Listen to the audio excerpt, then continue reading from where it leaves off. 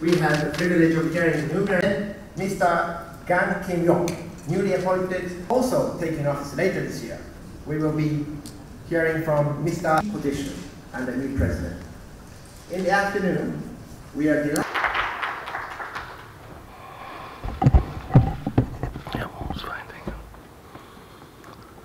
President and Chief Executive of Nikkei, distinguished guests, thank you, Mr. Fujiwara Toyoaki, for the introduction.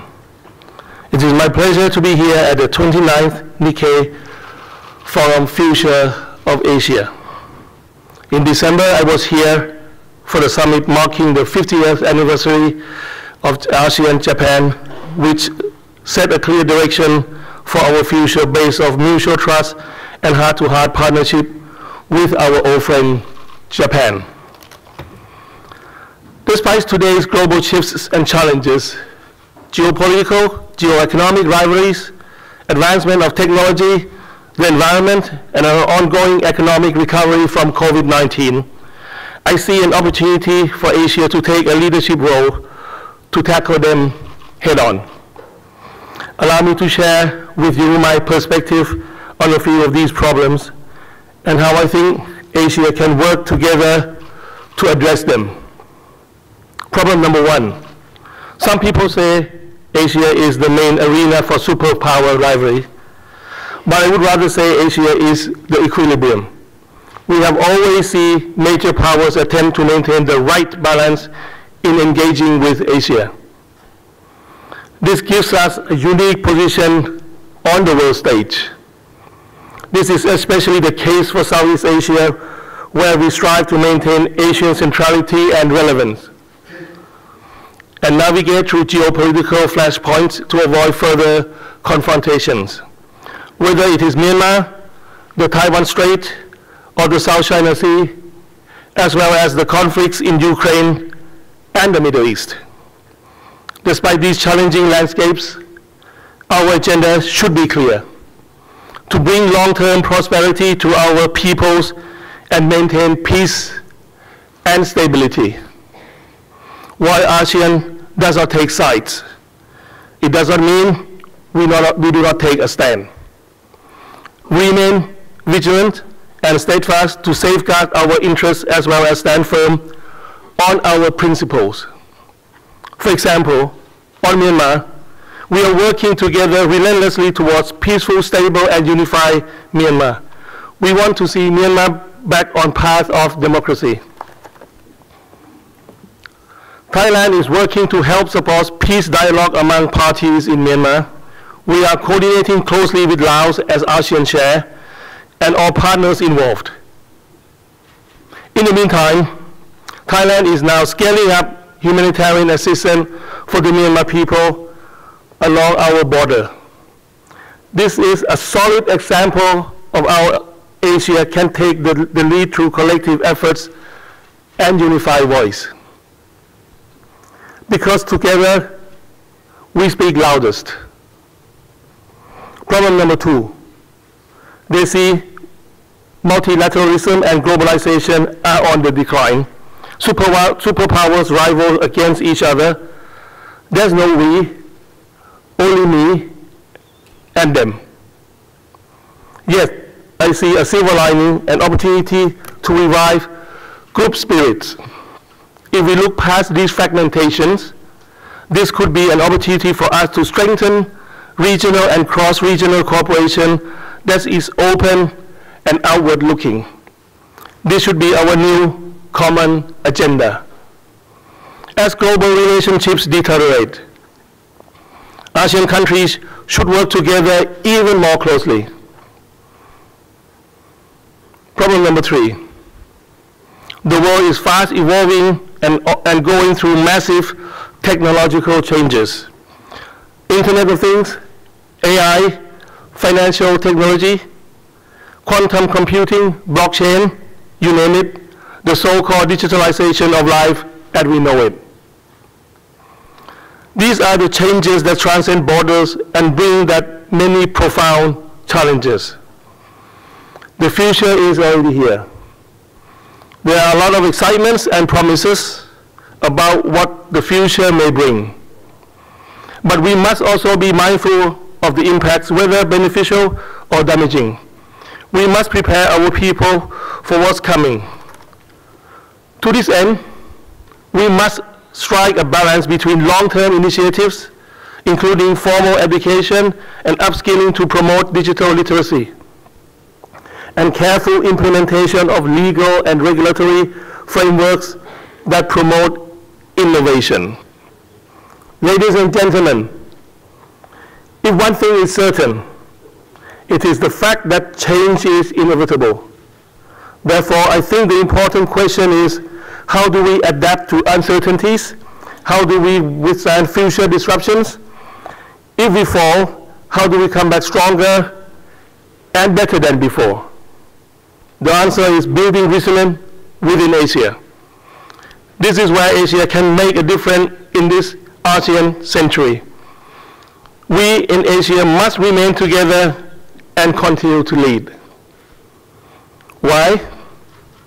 Because Asia is the part and parcels of the global engine. Without Asia, the jigsaw is never complete. Because Asia is the factory and kitchen of the world, deeply rooted in the global supply chains. Because Asia is an economic powerhouse, being home of over 4.78 billion people, which is more than half of the world's population. Why must Asia take the lead? Well, why not? Ladies and gentlemen, for us, there are three things at hand that urgently require Asia's collective efforts. First and foremost, trade and investment, because economic progress is the very foundation of peace and stability. The truth is simple. Economic growth enables people to thrive. For the past decade, we have been negatively impacted by spillover effects of the global geopolitical conflicts. Today, we continue to see deepening fragmentation leading to the reshoring, nearshoring, friendshoring phenomena. Because of this, global economic growth has stifled. And wealth is concentrated among smaller groups of countries instead. Asia must then adapt. Asia was one of the hardest hit by the pandemic, especially when all our supply chains collapsed. However, we were also one of the fastest to recover. Asia rose to the challenge. Gradually and steadily, we have been expanding and gaining more influence and strategic importance. We in Asia should continue to support the multilateral trading system with WTO at its core. We must continue to deliver a free, open, fair, and non-discriminatory, transparent, and inclusive trade and investment environment. Today, we have come far. This was possible through regional collective actions such as RCEP, which was built upon the existing ASEAN +1 FTAs with partners including Japan, making it the largest FTA to date in terms of combined GDP, accounting for 1/3 of the world's population. Still, we can achieve much more. I believe that FTA negotiations should be a top priority. We must utilize FTAs to boost trade and investment and diversify markets. Currently, Thailand has signed 15 FTAs with 19 countries, with 7 more underway, EU and EFTA included. On this note, Thailand is proud of its decision to submit letter of intent to join OECD. I wish to personally thank Japan for supporting and leading the charge to bring OECD closer to Southeast Asia. Thailand is already working to improve our investment environment and upgrade our standards. We are determined to build the business ecosystem and enhance our global competitiveness for investment. Second issue is green transition. Climate change is real. Climate action is no longer an option. It is the only chance of survival. This requires a global collective effort. It is the responsibility of every one of us. Being green starts at home. In our effort to cut emissions, Thailand's first ever Climate Change Act will come into force soon. We have also set up a new Department of Climate Change to oversee Thailand's overall climate action. Thailand has been making good progress, especially in the energy and transportation sectors. We look forward to welcoming more investment in the area of green hydrogen and CCUS technology, as well as expanding our carbon credit market. In line with the Ignite Thailand vision to become a future mobility hub, we are creating a comprehensive EV supply chain industry. Our initial goal is to increase production of EVs up to 30% by 2030.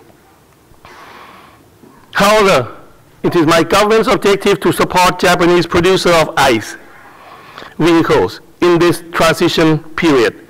We have long valued the indispensable role of Japan and Japanese investors in building a solid foundation of our automobile industry. Moving to clean energy is not easy. This requires collective effort. ASEAN is building an ASEAN power grid which will help increase the share of renewable energy in the region. Thailand alone plans to increase the share of our renewable energy in power production to at least 50% by 2040. To build an entire ecosystem and infrastructure for clean energy, private sector and financial institutions are indispensable players. We should provide both tax and non-tax incentives for them. In my view, sustainable and green finance can be the main driving force. On Thailand's part, we have been issuing green bonds since 2021. Additional series of sustainable linked bonds will be rolled out this year, amounting to about $1 billion US. We welcome all partners to help drive our region towards a more sustainable future. Third is digitalization. I envision a world that is digitally connected. I want to create not only a digital economy, but a full-fledged digital society where digitalization becomes a part of people's everyday lives. For Thailand, our digital active citizens already paved the way for this change. It was accelerated by COVID-19, which made fast payment system via QR code, food delivery applications, and online shopping become a necessity. Today, our cross-border payment system is already linked with many ASEAN countries as well as Japan, which is one of the most popular tourist destinations of all time. Furthermore, earlier this month, Microsoft CEO announced the plans to invest in our vision for digitally first and AI-powered future through its new regional data center in Thailand, along with other projects to upskill the young digital talents and tech workforce of the whole ASEAN. For us, this is groundbreaking development. It is fundamental to our growing high-tech and cloud-based digital industries. This will enable Thailand to take a crucial leap to fully capture our massive potential in the digital economy. On top of that, ASEAN is currently negotiating the Digital Economy Framework Agreement, or DIFA. Once completed, it will become the world's first regional agreement of its kind, projected to double the value of regional digital economy to $2 trillion US by 2030. Ladies and gentlemen, I believe these three things will bring us closer to the world as we aspire to see. Each of us has a shared responsibility, and no one can achieve this alone. Platforms like the Nikkei Forum should continue to bring public and private sector together. We share thoughts, we share best practices, we share lessons learned, because all of you in the business community are truly behind the rise of Asia. For these reasons, Asia must maintain our collective leadership to reignite growth and restore trust in the global system, because that is our true strength. This is the ASEAN century. But let's not take things for granted. It's now the time to walk the talk and put things into action. Finally, please rest assured, no matter what the future may bring, Thailand will always stand beside Japan, our true and trusted friend. Thank you.